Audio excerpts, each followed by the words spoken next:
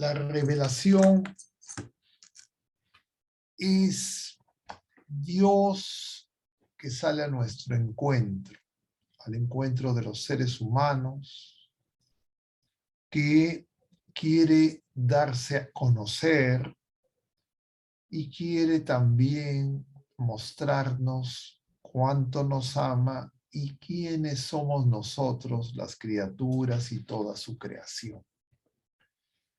Y entonces, nosotros en la iglesia tenemos el tesoro de que a lo largo de los siglos, la iglesia ha ido lentamente, diríamos, manifestándonos lo que es la revelación.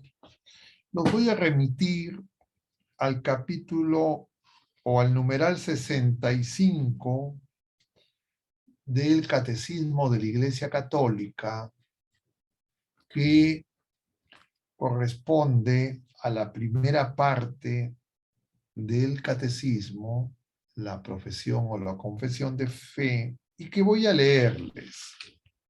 Y que sobre esto que está en este numeral y en el numeral siguiente, que es el numeral 66, nos vamos a apoyar para lo que vamos a mencionar. A ver, vamos a leer entonces juntos el numeral 65. Estamos un poquito arriba del 65. El 65 dice lo siguiente. Dice, Jesús, Cristo Jesús, mediador y plenitud de la revelación. Eso está haciendo cita de la Constitución Dogmática Dei Verbum del Concilio Vaticano II, que tiene por título justamente la divina revelación. Nos habla de la revelación. Y entonces, dice el numeral 65, muchas veces y de muchos modos habló Dios en el pasado a nuestros padres por medio de los profetas. En estos últimos tiempos nos ha hablado por su Hijo. Eso es una cita de la carta a los Hebreos, capítulo 1, versículos del 1 al 2. Cristo, el Hijo de Dios hecho hombre, es la palabra única, perfecta e insuperable del Padre. En él lo dice todo. No habrá otra palabra, no hay otro Hijo único, un solo verbo, más que en esta. Y San Juan de la Cruz, a partir de este pasaje de la carta a los Hebreos, va a decir esto de manera profunda, poética, como es propio de este místico carmelita.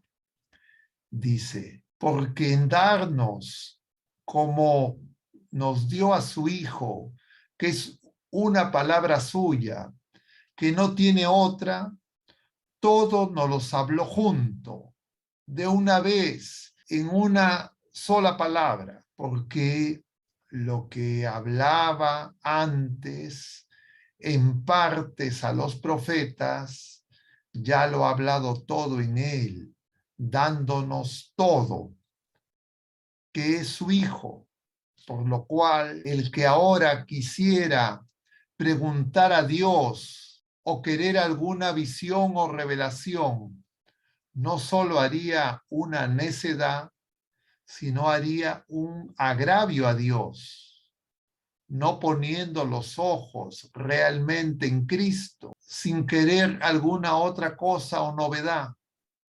Esto es la subida al Monte Carmelo. Ahí está la referencia de San Juan de la Cruz. Dicho sea de paso, es una cita muy conocida que toda persona de fe tendría que tener en mente, así no sea literalmente. Entonces aquí se nos dice que Jesucristo es la plenitud de la revelación. En Jesucristo se revela todo, porque Él es la palabra de Dios Padre, y Dios Padre en el Hijo único, en su palabra, en el Verbo, en el Logos, no tiene otra palabra y nos la ha dado. Y nosotros lo recibimos. Lo recibimos porque nosotros hemos sido ungidos por el Espíritu de Cristo y en cada Eucaristía comulgamos con Jesucristo, en su palabra, que es el verbo, que es el mismo, y sustancialmente. Entonces, en Jesucristo lo tenemos todo. Vamos a comentar sobre esto algunas de sus implicancias. Sin embargo, quisiera aprovechar de que está la proyección del catecismo, avanzar en el numeral 66, que también comentaremos algo. Entonces, la revelación es una y no hay otra. Esa es la revelación que la Iglesia, el documento, la Constitución Dogmática Dei Verbum, sobre la divina revelación, nos lo señala siguiendo a lo que nos dice la Sagrada Escritura. No es un invento de la Iglesia, no es que la Iglesia caprichosamente lo quiera hacer o decir de esa manera. Pero nosotros sabemos y la Iglesia reconoce revelaciones particulares. Muchas revelaciones particulares se han dado a lo largo de la historia del pueblo de la Nueva Alianza, y especialmente han habido revelaciones que incluso la Iglesia ha reconocido oficialmente.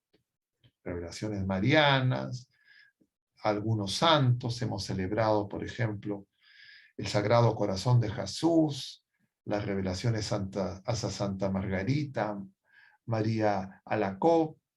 Tenemos también una serie de revelaciones a Santa Faustina, también reconocidas por la Iglesia, y también tenemos revelaciones de nuestra Madre Santísima reconocidas por la Iglesia. Estamos a San Juan Diego, solamente por mencionar algunas, a Santa Bernardita, a los niños pastores, reconocidas por la Iglesia.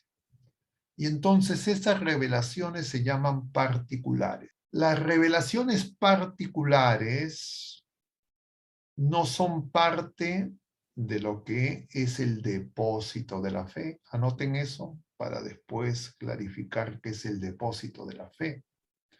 Es decir, no son necesarias para la salvación, porque Jesucristo es nuestro único Salvador.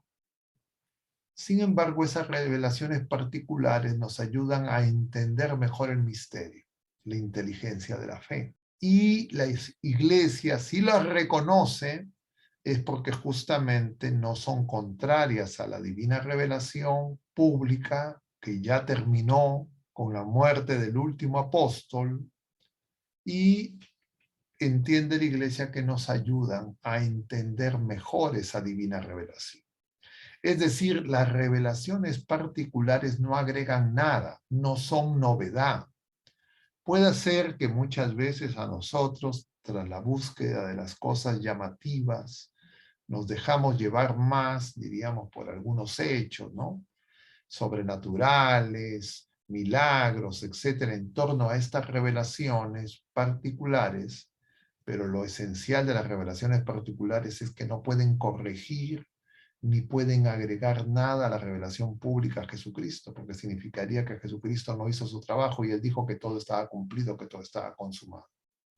Entonces eso es muy importante tenerlo presente en estos tiempos, cuando la confusión puede crecer. Y claro, hay una multitud muy grande de revelaciones particulares, y además dentro de las revelaciones particulares diríamos hay tres categorías. Unas, como las que ya mencioné, reconocidas por la Iglesia.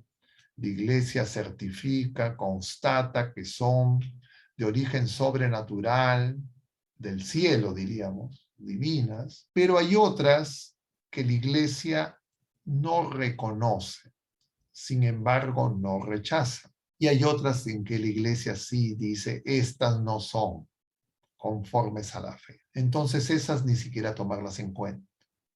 Lo único que podrían tener algún interés en las revelaciones particulares, en primer lugar las reconocidas por la Iglesia, y las que la Iglesia no nos dice que no son válidas, porque hay casos en que la Iglesia toma su tiempo y entonces no se pronuncia diciendo que esta es una revelación aceptada, sino simplemente dice que no hay motivos para señalar que es, diríamos, que es sobrenatural, pero no nos dice lo contrario. ¿Ok? Hay muchas revelaciones de ese tipo, por ejemplo, la Saleg, Arabandal. Entonces vamos a leer este numeral 66, dice, la economía cristiana como alianza nueva y definitiva nunca pasará, ni hay que esperar otra revelación pública antes de la gloriosa manifestación de nuestro Señor Jesucristo en la parucía. Eso es Constitución Dogmática, Dei Verbum, numeral 4. Sin embargo, aunque la revelación esté acabada, no está completamente, diríamos, comprendida, explicitada, y corresponderá a la fe cristiana comprender gradualmente todo su contenido en el transcurso de los siglos. Es decir, como iglesia peregrina, poco a poco vamos creciendo en la comprensión de la revelación pública, de lo que está contenido en la revelación pública. El numeral 67 va a decir, a lo largo de los siglos ha habido revelaciones llamadas privadas, algunas de las cuales han sido reconocidas por la autoridad de la Iglesia.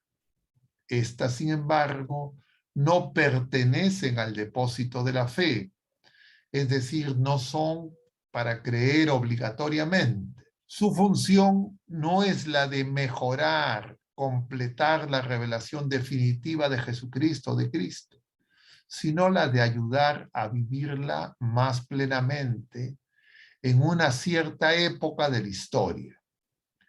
Guiados por el magisterio de la Iglesia, el sentir de los fieles, sensus fidelium, sabe discernir y acoger lo que en estas revelaciones constituye una llamada auténtica de Cristo, de sus santos, a la Iglesia. La fe cristiana no puede aceptar revelaciones que pretenden superar o corregir la revelación de la que Cristo es la plenitud. Es el caso de ciertas religiones no cristianas y también de ciertas sectas recientes que se funden en semejantes, entre comillas, revelaciones. Ok, ¿a qué se refiere este último párrafo? Por ejemplo, tal vez el más claro y evidente es, por ejemplo, el Islam. Los musulmanes reconocen a Jesucristo, reconocen a la Virgen María como personas santas, como profetas, pero no como Dios y hombre verdadero. Y entonces para ellos, después de Jesucristo, Mahoma es el profeta. Entonces, completa, diríamos. Y eso por eso para nosotros no es compatible con nuestra fe. ¿Ya? Pero ese es uno solo de los ejemplos. Entonces estas cosas tenemos que tenerlas presentes para que verdaderamente vivamos nuestra fe. Bueno, yo simplemente los remito a estos numerales para que sepan que en el catecismo esto está presente. No les voy a decir cosas que a mí se me ocurren, y que además hay una constitución dogmática del Concilio Vaticano II sobre la divina revelación, Dei Verbum, y además hay un documento del Papa Benedicto XVI, que es Verbum Domini, que también complementa el tema de la divina revelación.